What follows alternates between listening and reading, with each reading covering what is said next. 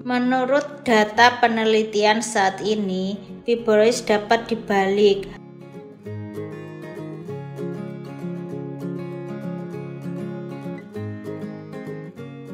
Halo semua, saya Dr. Liu Ice. Selamat datang Dr. Liang Po Cheng di Klinik Keperawatan. Halo semua, saya Dr. Liang Po Cheng. Bolehkah saya bertanya, bagaimana cara merawat pasien hepatitis B setelah sirosis hati? Pertama-tama, hal pertama yang harus diketahui adalah apakah ada sirosis hati. Apakah ada sirosis hati memerlukan pemindahan fibrosis? Ini non-invasif. Jika pemindahan fibrosis selesai, mungkin ditentukan adalah sirosis hati. Dianjurkan untuk menggunakan obat antivirus oral untuk pengobatan. Jadi Anda perlu ke dokter.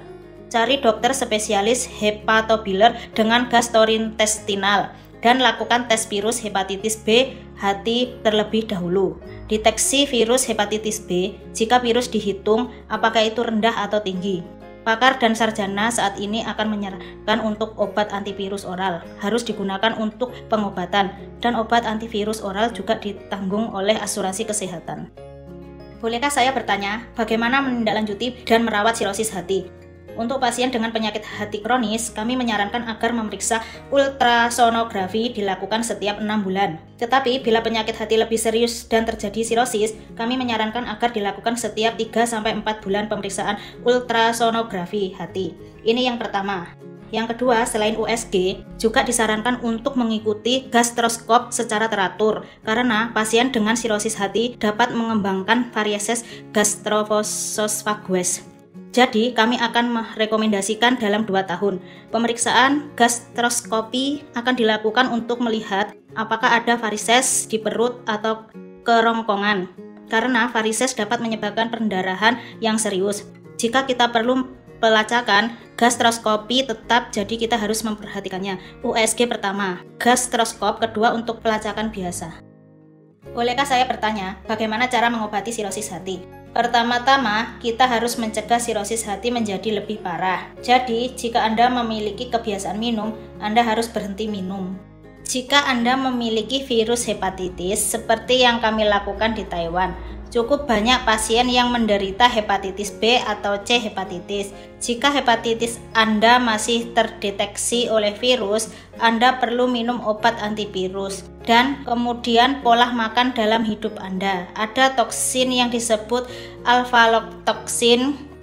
Aflatoksin dapat ditemukan di beberapa buncis atau kacang tanah, diantaranya produk olahan. Jika disimpan dengan tidak benar, aflatoksin dapat diproduksi. Jadi cobalah makan lebih sedikit makanan olahan dan makan lebih banyak makanan mentah, yang akan membantu pengobatan atau perawatan sirosis hati. Beberapa orang menderita sirosis hati yang disebabkan oleh perlemakan hati. Perawatan yang paling penting untuk perlemakan hati adalah mengontrol berat badan Anda. Misalnya, jika Anda awalnya 80 kg, disarankan untuk menurunkan 5% dari berat badan Anda, yaitu sekitar 4 kg kiri dan kanan. Setelah kontrol berat badan yang baik, perlemakan hati juga akan berkurang dan juga akan membantu peradangan hati atau sirosis. Bisakah sirosis hati disembuhkan? Sirosis hati adalah fibrosis hati. Menurut data penelitian saat ini, fibrosis dapat dibalik. Misalnya untuk hepatitis B, jika Anda menggunakan obat antivirus oral jangka panjang, jika Anda menggunakannya, fungsi hati berangsur-angsur kembali normal dan indeks terkait virus menurun. Kita bisa mengamati fenomena sirosis hati. Ada banyak pasien yang tingkat sirosis hatinya akan menurun, sehingga sirosis hati memiliki peluang untuk pulih. The hati ini adalah kesempatan untuk menjadi lebih sehat. Ada seseorang pasien di klinik rawat jalan saya. Ketika dia datang ke klinik karena dia menderita sirosis hati, kerabat dan teman-temannya biasanya merekomendasikan dia untuk membeli beberapa suplemen. Ketika dia datang ke klinik, dia memegang tas. Di dalam tas besar itu, saya melihat setidaknya ada 7 atau 8 kaleng obat. Jadi saya meletakkannya di atas meja dan bertanya kepada saya, apakah obat-obatan ini aman untuk dimakan? Saya melihat mungkin ada lebih dari selusin bahan dalam obat-obatan ini. Nyatanya, obat-obatan dengan bahan lebih banyak terlalu rumit. Kadang-kadang akan ada banyak interaksi antar obat yang sebenarnya tidak baik untuk tubuh manusia dan hati kita. Pasti ada bantuan yang bagus. Yang terbaik adalah berkonsultasi dengan dokter. Kami akan membuat penyesuaian sederhana pada obat-obatan, dan kami juga akan menggunakan beberapa obat yang disetujui oleh Asuransi Kesehatan Nasional saat ini, seperti obat antivirus untuk hepatitis yang kami sebutkan, disetujui oleh Kesehatan Nasional Asuransi. Setelah banyak penelitian dalam dan luar negeri membuktikan bahwa itu adalah obat yang membantu hati kita.